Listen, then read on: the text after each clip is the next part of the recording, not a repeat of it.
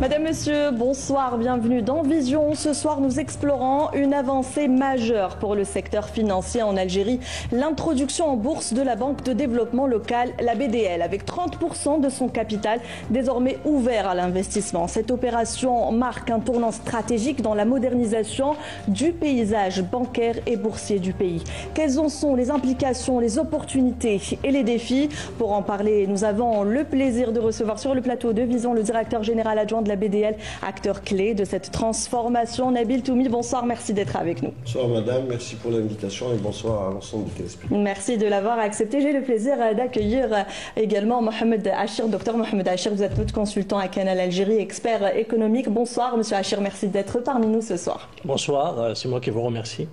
Merci mesdames, messieurs de nous rejoindre dans ce débat économique. La Banque de développement, je le disais en introduction, la Banque de développement local, la BDL, s'apprête à entrer en bourse en ouvrant 30% de son capital dans une semaine, plus exactement à partir du 20 janvier 2025. Une initiative, monsieur Toumi, qui s'inscrit finalement dans la stratégie de modernisation du secteur financier et plus particulièrement du secteur bancaire en Algérie.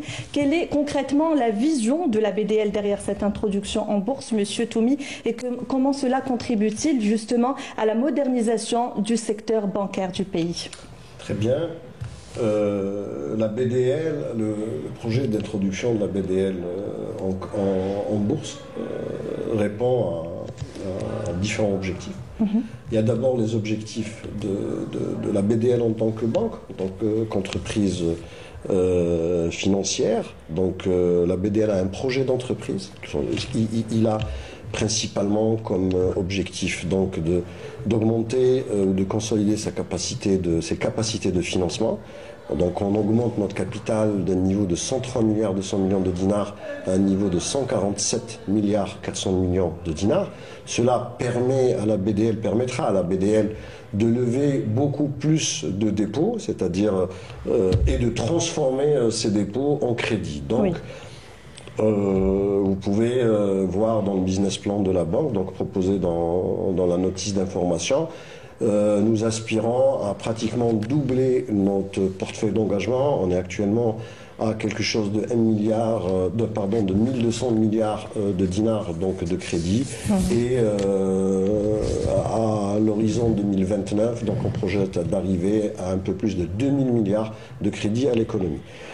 C'est un premier objectif, mais la BDL projette aussi d'investir 32 milliards de dinars sur les 5 prochaines années sur son développement. Elle vise une refonte de son système d'information, mettre un outil qui lui permet vraiment de monter une industrie bancaire, oui. De digitaliser l'ensemble des processus métiers, de diversifier ses produits, de proposer des produits qui sont innovants et à un niveau, j'allais dire, universel. Le projet de la BDL aussi, c'est une extension du réseau commercial. On projette de réaliser une 50aine d'agences sur les 5 prochaines années. On projette de faire 50 espaces de libre service automatique. Voilà ce qui est de l'objectif de la BDL en tant qu'entreprise. Très bien. Après, la BDL, c'est une banque publique, oui. Propriété de l'État algérien, donc le propriétaire a des objectifs stratégiques et les pouvoirs publics donc, ont entrepris des réformes qui sont sur 3 axes. Le premier axe, numérisation oui. Des services financiers en général et bancaires en particulier.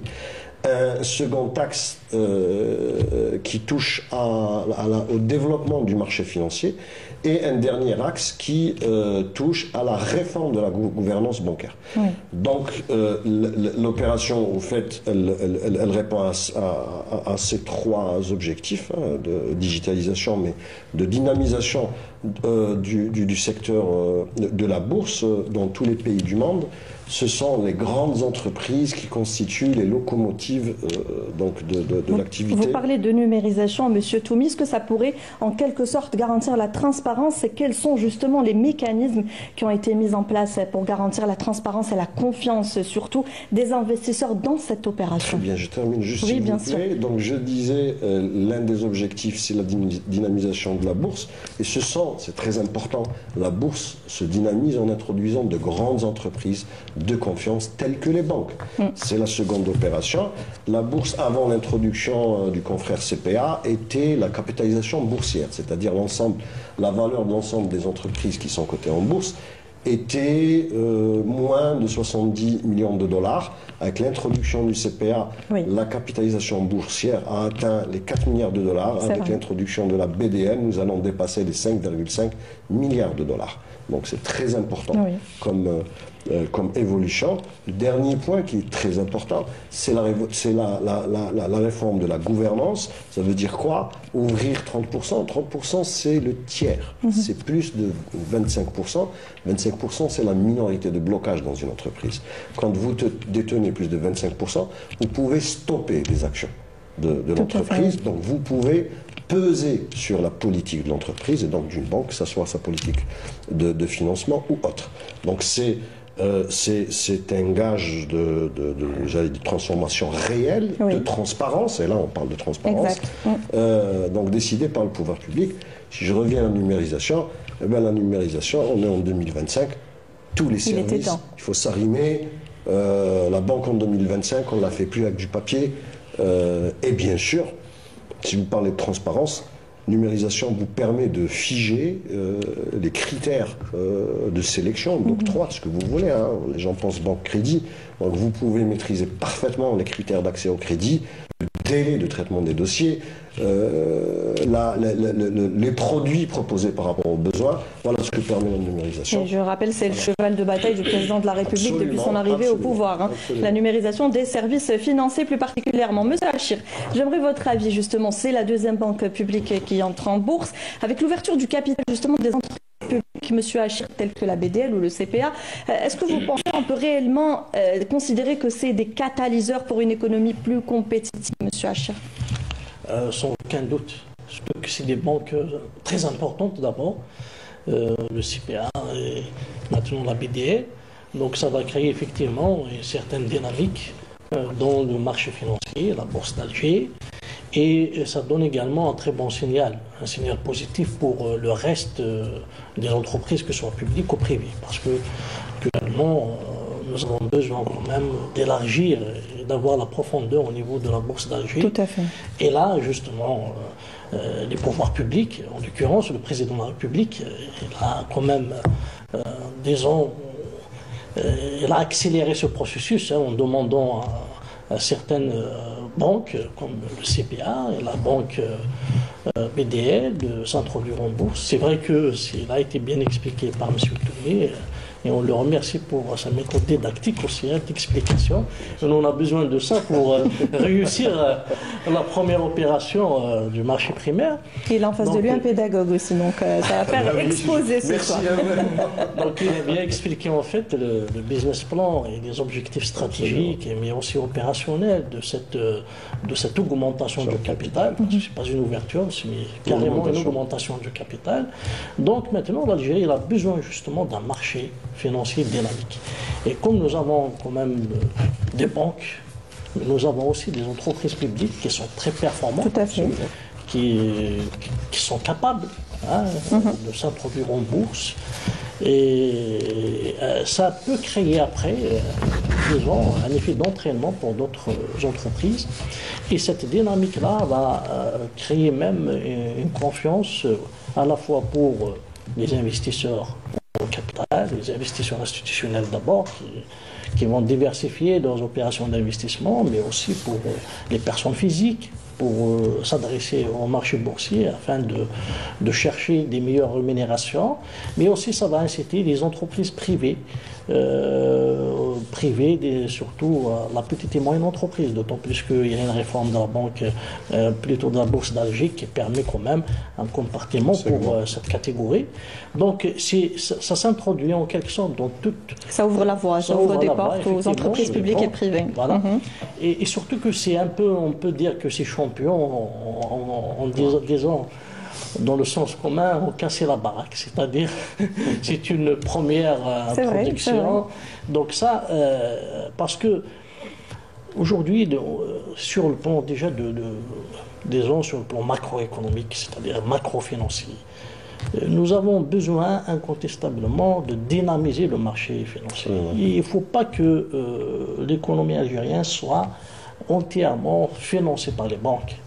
Il faut que la bourse participe dans le financement de l'économie. Et la bourse, c'est la finance directe, c'est-à-dire c'est une rencontre directe entre des agents à capacité de financement et des agents à besoin de financement. Et la bourse est dans cet espace. Et puis la bourse, elle crée de la valeur aussi. Parce que demain, on sera sur le marché secondaire, donc il y aura d'abord la BDL, il va rémunérer et il va avoir, c'est-à-dire il va distribuer les dividendes. Et ensuite aussi, il y a toute une dynamique qui va se créer sur le marché secondaire en termes d'échange, achat, vente, etc. Et sur le plan, je parle toujours sur le plan global, donc ça va contribuer à améliorer le niveau de culture financière des personnes physiques et des personnes morales à la fois. Parce que même les personnes morales, c'est-à-dire les entreprises aussi, doivent y aller dans ces questions aussi de marché financier, de placement, etc., d'optimisation. Et puis, vous avez bien entendu, maintenant la bourse d'Alger, plutôt on est en train de développer les startups. D'ailleurs, il y a eu une startup qui a réussi à se cote demain. Tout à fait, à s'introduire en bourse. Elle a levé, je pense, presque des milliards de centimes qui est sur le marché boursier. Voilà, donc c'est toute cette dynamique-là qui rentre en quelque sorte dans une réforme globale à la fois de l'économie, c'est-à-dire de la sphère réelle. Effectivement, ça bouge déjà. Depuis un moment déjà. Depuis un moment, hein, on a... Et puis, elle a bien souligné le niveau de la capitalisation boursière, elle a fléchi en quelque sorte, c'est-à-dire une augmentation pratiquement de 500%. Donc ça, c'est vraiment, c'est-à-dire une bonne voie. Est-ce que vous y voyez par contre des défis structurels, M. Hacher? Comment? Est-ce que vous y voyez des défis structurels? Déjà, on est en plein défi structurel. Parce que quand j'ai parlé d'une économie financière entièrement par les banques, et encore par les banques publiques, c'est-à-dire la quasi-totalité aussi, les crédits à l'économie, c'est les banques publiques aussi, 90%. Et donc structurellement, nous sommes relativement déséquilibrés parce qu'il faut il faut mobiliser l'épargne et financer l'économie à travers d'autres établissements financiers ou à travers la bourse d'Alger. Actuellement, sur le plan structurel, quand on parle un peu de l'environnement financier du pays, enfin, le bilan de la Banque d'Algérie d'abord qui nous donne les grands agrégats, un peu de la finance, enfin des agrégats monétaires. Donc on est à 33% de la masse monétaire M2, donc la masse monétaire qui sont hors circuit bancaire. Donc nous avons plus de 8 000 milliards de dinars de cash, de monnaie fiduciaire qui est hors circuit bancaire. Donc la bourse, avec les incitations fiscales qui sont données par les pouvoirs publics, donc ça va permettre quand même d'encourager tous ces détenteurs de fonds qui ne sont pas placés. Vous souhaitez intervenir, juste compléter aussi, parce que c'est aussi un des objectifs de l'opération. Je ne l'ai pas cité parce qu'il fait l'objet d'une toute une politique pour capter cet argent, mais c'est l'occasion donc pour que l'argent qui circule, qui est thésaurisé, qui est dans le secteur informel, devenir associé de la BDL. C'est ce qu'on propose.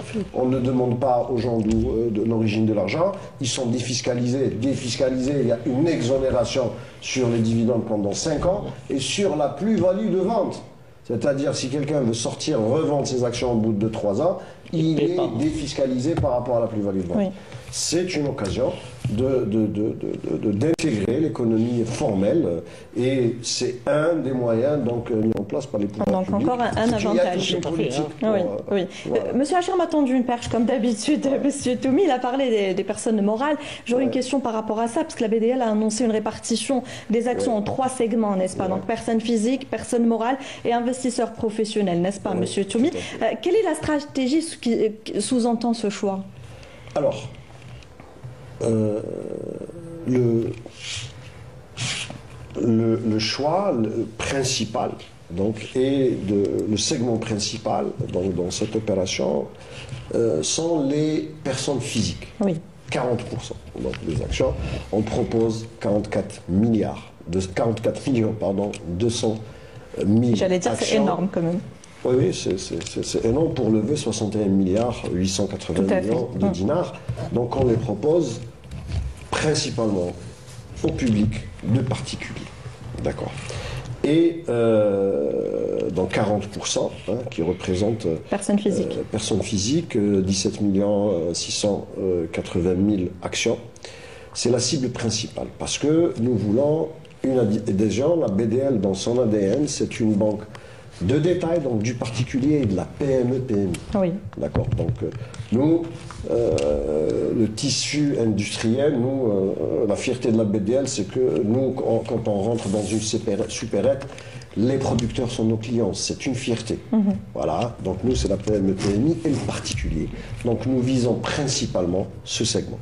Après, nous avons un second segment qui est le segment d'entreprise, de personnes morales, publiques ou privées, principalement privées, à hauteur de 30%, donc 13 260 000 actions proposées pour ce segment. Le même nombre est proposé pour les investisseurs professionnels ou l'appellation actuelle professionnelle, donc qui s'adresse donc à des professionnels de Est-ce qu'il y a un seuil minimum d'actions? Absolument, madame. Donc pour le particulier, il y a un seuil minimum de 10 actions. C'est des actions, il faut savoir, dématérialisées. Donc vous aurez un compte titre. Donc à 14 000 dinars, vous devenez associé de la BDL. Le minimum pour les entreprises, les personnes morales, c'est 500. Ils ont des capacités plus importantes. Enfin, les investisseurs institutionnels, c'est à partir de 1000 actions. Voilà. Et quels sont les critères qui sont retenus, Monsieur Toumi, pour la valorisation des actions de la BDL, justement? Alors, c'est normal, la question se pose. Vous avez une seconde action et tant mieux, c'est le but. Les gens se posent, comparent. Pourquoi? C'est plus cher, moins cher que d'autres, etc. En fait, quand vous vous introduisez en bourse, vous faites une chose, vous vous posez la question, vous-même, quelle est votre valeur? D'accord. C'est ce qu'on a fait, et avec fierté, avec des compétences algériennes, avec le bureau public éthique. C'est ce qu'on a fait, donc on a évalué la banque. Je ne vais pas m'attarder là-dessus, professeur, si vous voulez, pour parler sur la méthode, pas de problème. Et donc on est arrivé à une valeur de 227,9 milliards de dinars. C'est la valeur de la banque. Après, vous posez le prix. À quel prix vous voulez la proposer? La valeur, c'est celle-là. Total de vos actions doit donner cette valeur. D'accord? Donc, le prix, vous allez l'arrêter en fonction de votre cible. Exemple, si je cible la grande entreprise institutionnelle, je vais avoir des multiples de 10 000 dinars. D'accord? Nous, comme on cible, la principale cible, c'est le particulier, eh ben, on a choisi de mettre... Alors, en réalité, on a posé une valeur nominale de 2000 dinars. La valeur, c'est le nombre d'actions, donc c'est votre valeur divisée par le nombre d'actions. Donc, ça nous a donné une valeur réelle par action, en fait, de 1546 dinars,39 centimes. C'est la valeur réelle.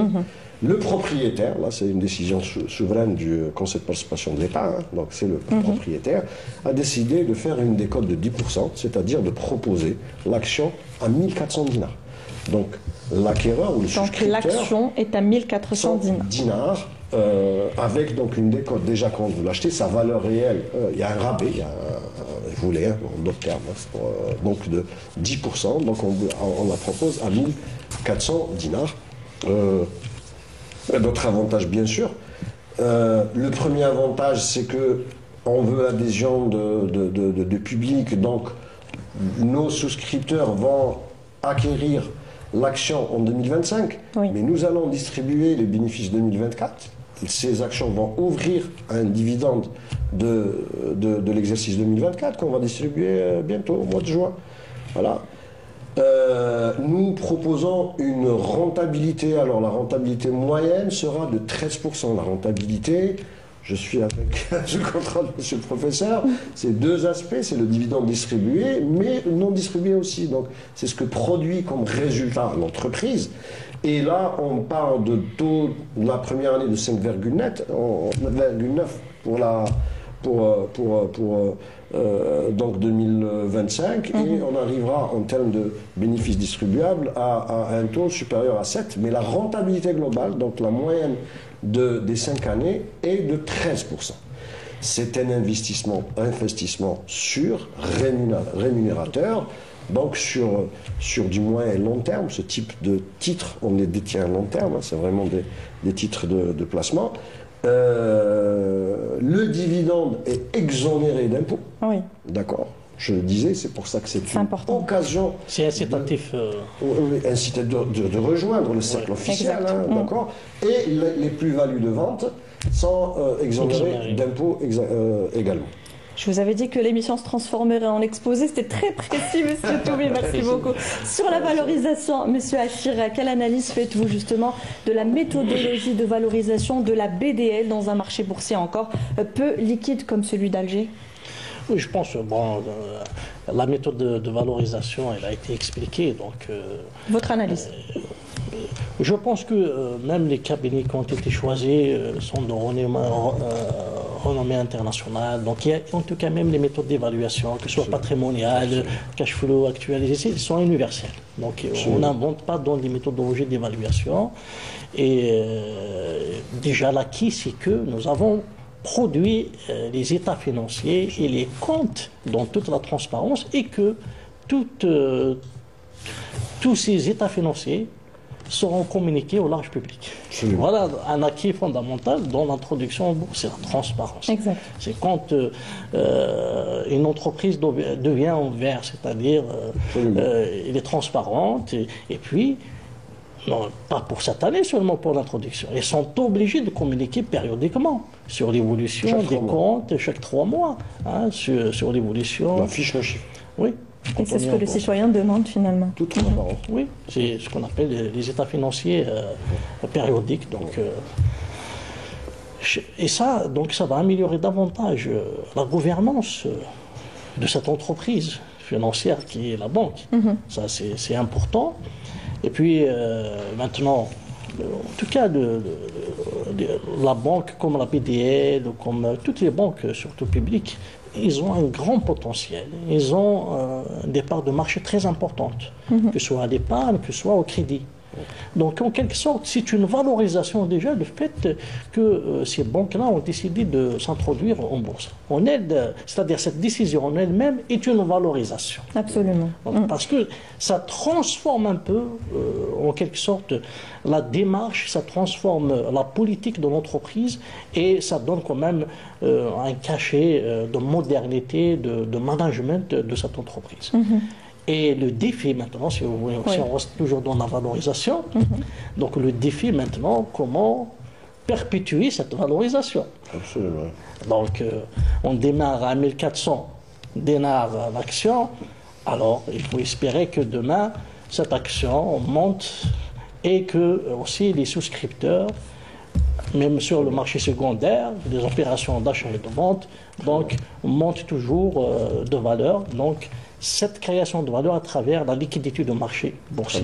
C'est ça qui est très important. Et pour cela, justement, je pense dans le business plan que vous avez déjà établi, donc vous avez quand même un chapitre un peu sur cette politique de valorisation à long terme.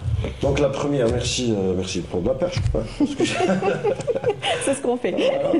Donc la première décision prise par la banque et son propriétaire, c'est de s'engager de distribuer la moitié des bénéfices sur les 5 prochaines années. C'est-à-dire, nous allons financer notre plan de développement sur l'argent que nous allons lever maintenant, mais nous allons distribuer sur les 5 prochaines années le bénéfice, et il y a une autre partie qui ne sera pas distribuée, qui va venir augmenter la valeur de l'action. Pourquoi on est sur un segment stable, rémunérateur, sûr. Dans une bourse, toutes les bourses sont développées par une locomotive qui sont les grandes entreprises. Et c'est le but des pouvoirs publics en introduisant des banques qui sont à la tête des grandes entreprises. Nous garantissons la liquidité du titre. Je dis bien, nous garantissons, la banque garantira la liquidité du titre. Ça veut dire que nous espérons que les gens vont porter notre projet, parce qu'on a un projet d'entreprise rémunérateur, un projet de développement qui permet au public de placer son argent, d'être sûr sur son placement, mais on garantit une liquidité du titre. Demain, sur le marché secondaire, la banque a prévu un contrat de liquidité. Si jamais quelqu'un veut vendre et ne trouve pas preneur, sans que le prix ne baisse, il peut récupérer son argent, au contraire, avec une plus-value. Parce que, encore une fois, il n'y a pas sur le marché des produits de placement qui vous donnent sur une année plus de 5%, plus de 6%, plus de 7%. Donc, avec un raisonnement rationnel, on ne peut pas... Voilà, oui, tout à fait. De toute façon... Le taux de rémunération maintenant de l'épargne au niveau des banques, je pense qu'il est dans les 2,5%, 3%. Il est dans les 2, on a des produits, nous, qui arrivent progressivement à 3,5%, mais jamais, sur l'année, jamais, vous n'avez rien. Jamais au-delà. Au-delà de 4%, ça n'existe pas. Monsieur Toumi, vous avez annoncé les dividendes de 13% tout à l'heure. Est-ce qu'elles reflètent justement une politique à long terme? Quels sont justement les risques associés pour les actionnaires? Très bien, merci beaucoup. Et c'est une notion à préciser. J'ai annoncé un rendement moyen sur 5 ans de 13%. Les dividendes, c'est la partie du bénéfice que vous distribuez. C'est bien, comme ça, c'est plus clair. Je me suis engagé, l'engagement de la banque, de distribuer la moitié de son résultat. Et là, vous avez des taux qui commencent de 5,9 qui vont jusqu'à 7 sur 5 ans. Par contre, votre rendement, la partie que vous ne distribuez pas, vous êtes propriétaire, ça vous appartient. D'accord? Donc, quand l'action rémunère d'année en année, c'est normal qu'elle prenne, qu'elle capitalise en sens propre de la valeur. Et donc, si vous voulez la vendre, vous allez la vendre avec une plus-value. Encore une fois, cette plus-value est défiscalisée. Mais en termes de dividendes, donc le dividende va varier de 5,9 jusqu'à 7, plus de 7 sur les 5 ans, mais le rendement moyen, donc dividende plus part non distribué de bénéfices, est de 13%. Mais justement, au-delà de cette politique, bien sûr, de distribution des dividendes, bien sûr, qui garantit quand même une certaine confiance aux souscripteurs. Et ça, c'est très important pour garder justement la valeur de l'action. Surtout que, connaissant un peu la bourse d'Alger, un peu en manque de liquidité, c'est-à-dire et ça c'est structurel, il a été souligné par Nabila tout à l'heure, c'est structurel, c'est-à-dire il y a toute une dynamique financière qu'il faut créer, toute une culture financière, mais là justement, est-ce que là je prends la place, vous êtes là pour ça, c'est-à-dire au-delà de ce que vous avez bien souligné tout à l'heure en termes d'efforts de bancarisation, c'est-à-dire augmentation de d'agences et cinquantaine d'agences, le système d'information à moderniser, etc., l'introduction des moyens de paiement électronique, la numérisation. Mais est-ce que la BDL aussi est dans une optique, par exemple, de diversification de ses opérations, en termes, par exemple, comme les opérations de banque d'affaires? Et demain, peut-être une banque digitale. Donc, est-ce qu'en perspective, on a l'ordre du jour, je pense. Très bien. Non, on peut en parler. C'est la politique de la banque. Transparence, il n'y a pas de souci. La BDL, c'est une banque universelle. Elle a 40 ans d'âge maintenant. Donc, elle a été créée en 85. Pour la petite histoire, oui, effectivement.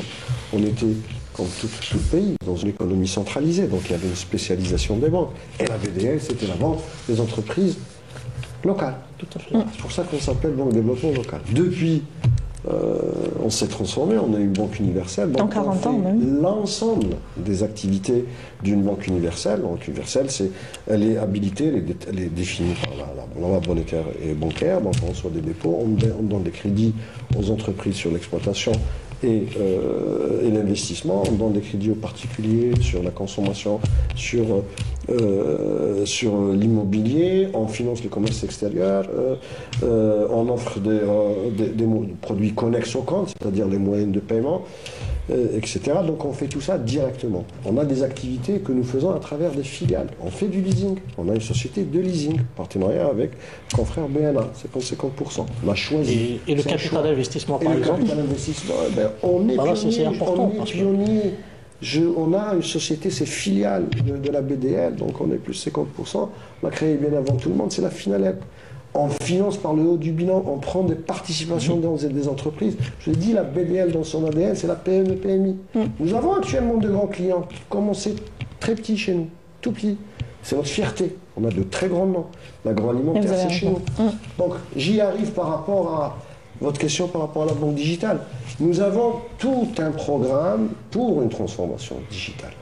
Nous avons déjà eu, dans la vie de la banque, il y a des moments de transformation. Nous avons fait un saut qualitatif en 2017. On était la première banque publique à installer un core banking centralisé temps réel qui couvre l'ensemble des activités bancaires.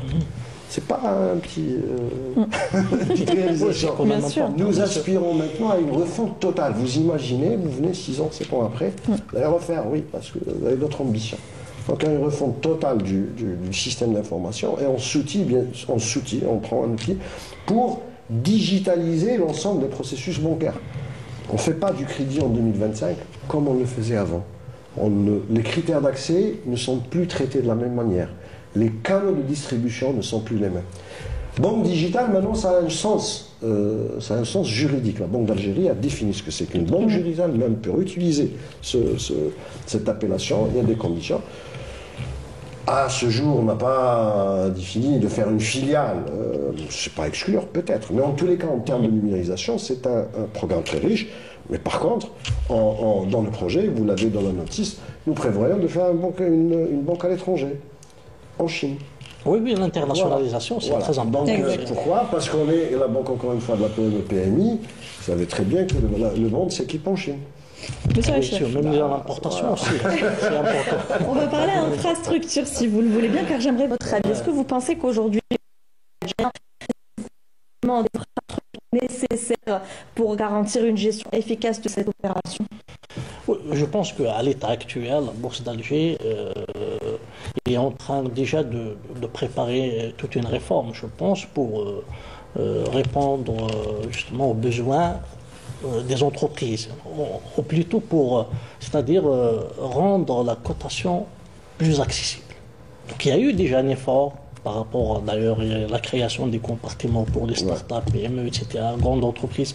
Mais maintenant, il y a par exemple, il est toujours avec une cotation traditionnelle, 3 jours par semaine, et pourquoi pas y aller vers une cotation continue, avec une plateforme digitalisée, etc. Tout ça. Je parle notamment de réglementation et surveillance. Oui, mais ça fait partie de la réglementation en tout cas. Il faut changer tout ça, et ça va inciter davantage l'adhésion aussi des investisseurs, que ce soit les personnes physiques, les particuliers ou les personnes morales. Donc, structurellement, il faut réformer la bourse d'Alger de façon justement disons, on parle pour les banques, la bancarisation, etc. Mais là, c'est la démocratisation de la bourse. Il faut que la bourse soit dans une application. Pourquoi pas une application, achat, vente, etc.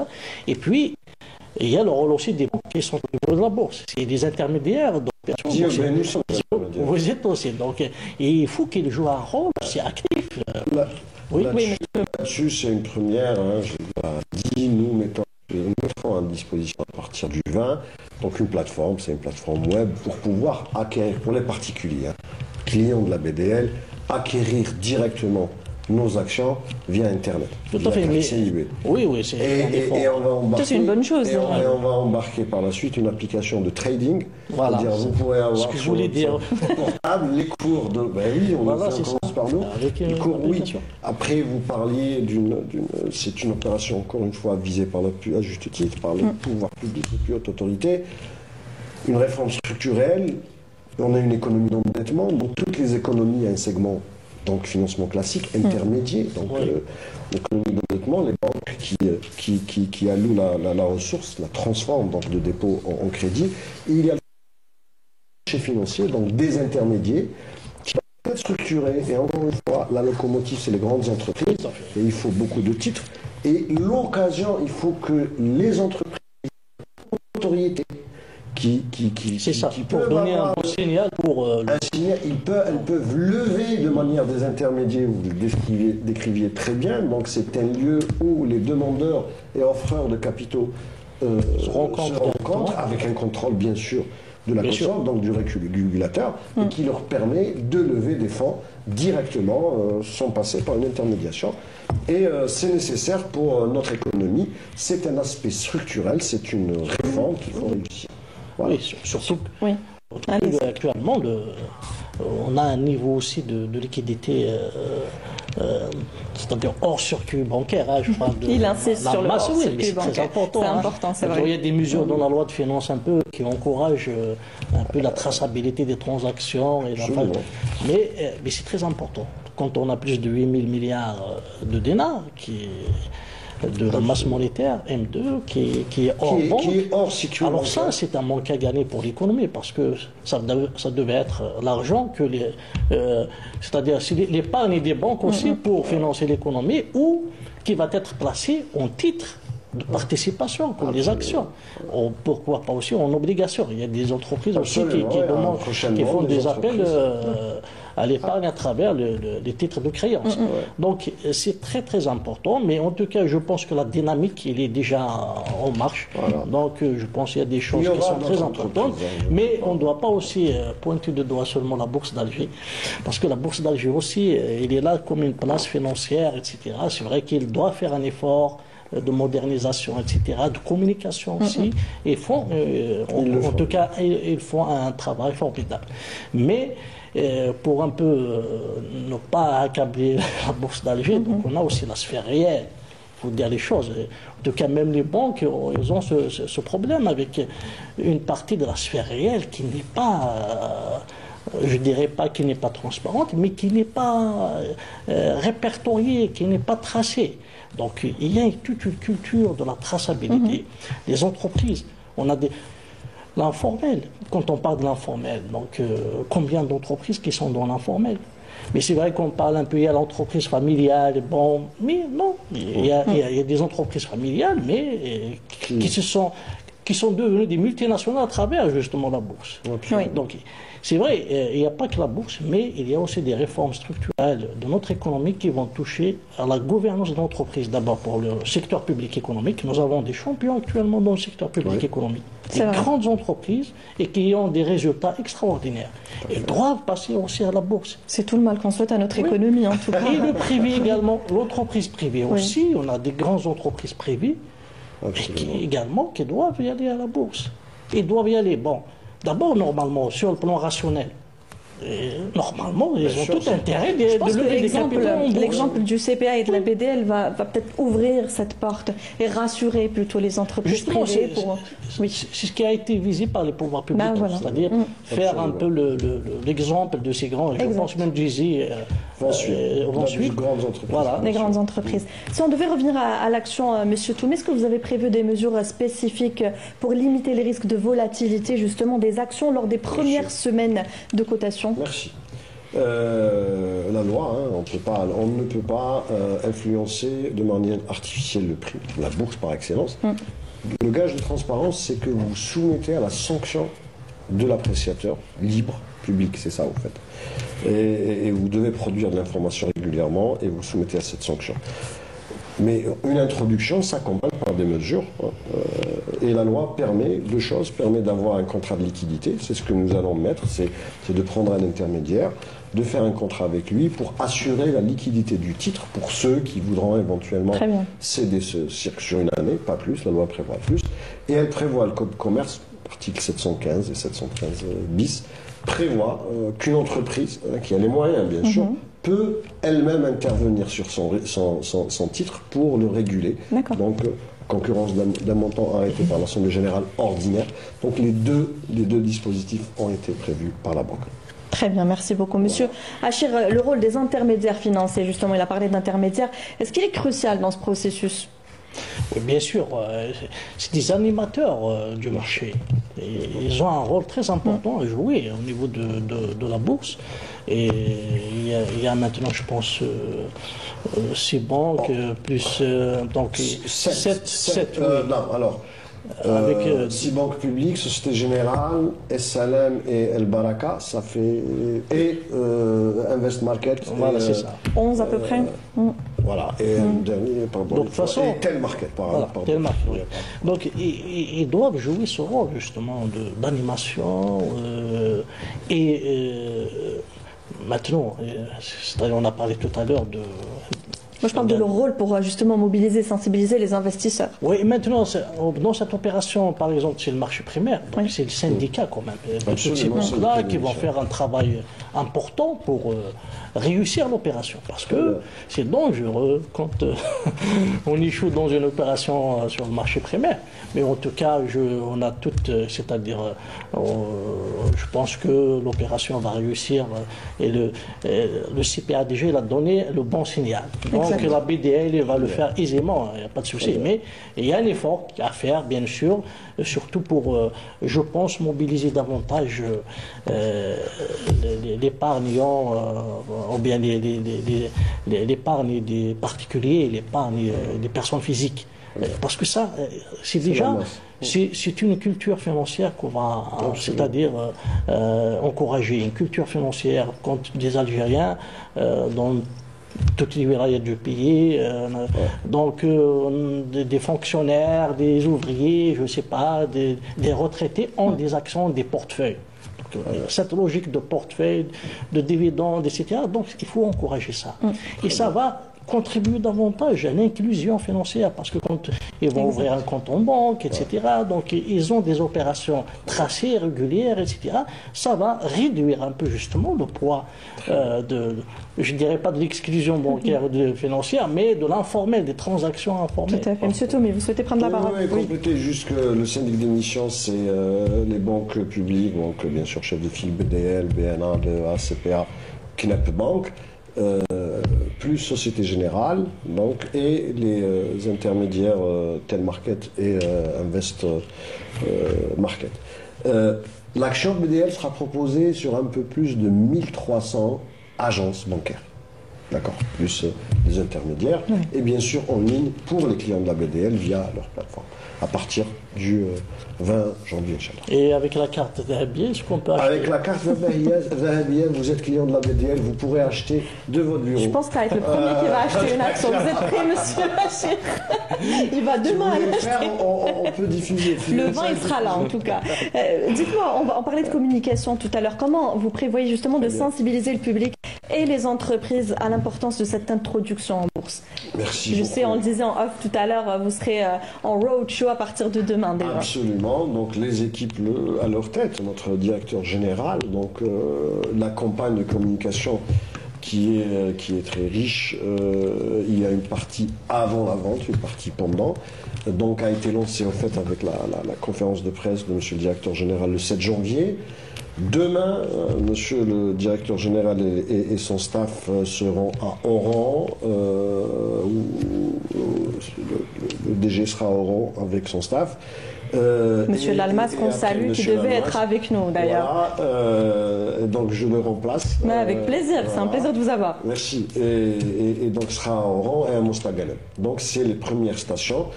Et après, il fera l'Est, il fera 10 à 12 regroupements, ce fameux roadshow, hein, de ce fameux, comment dirais-je, travel. Périple, on va dire périple. Voilà. Mais nous avons prévu plus d'une cinquantaine de regroupements. Les 4, hein, en parallèle, il y aura cette semaine, il y aura Tlemcen, il y aura Médéa, il y aura l'ensemble du territoire national, donc des regroupements. Il y aura l'ensemble des chambres de commerce régionales que nous avons contactées, sur lesquelles nos cadres vont aller expliquer, vulgariser l'opération. Donc c'est une mobilisation générale. Mobilisation générale, mais pas que nous. Hein. Nous avons l'appui de l'ensemble du syndic et des confrères. C'est une opération de place. Nous comptons beaucoup sur nos confrères, hein. Ils assistent, ils ramènent les clients, ils expliquent. Hein. La campagne, c'est aussi des supports. Hein. Donc nous allons diffuser sur l'ensemble des confrères pas moins de... Alors on va tirer 500 000 prospectus, nous en avons déjà distribué 300 000. D'accord. Des affiches, vous avez vu une campagne sur les médias lourds, sur la télé, sur la radio qui ont commencé. Vous verrez en ville, dans les grandes villes. Votre présence fait partie de cette campagne d'ailleurs aujourd'hui. J'espère que le téléspectateur a compris votre propos, que je vous remercie d'avoir simplifié d'ailleurs. Voilà. J'aurais une dernière question, nous arrivons presque à terme de notre émission, Monsieur Tomi. La BDL, est-ce qu'elle envisage des partenaires étrangers ou une ouverture accrue au capital étranger à l'avenir? Très bien. Merci pour cette question. D'abord, l'opération est ouverte à l'ensemble des Algériens en Algérie. Pourquoi?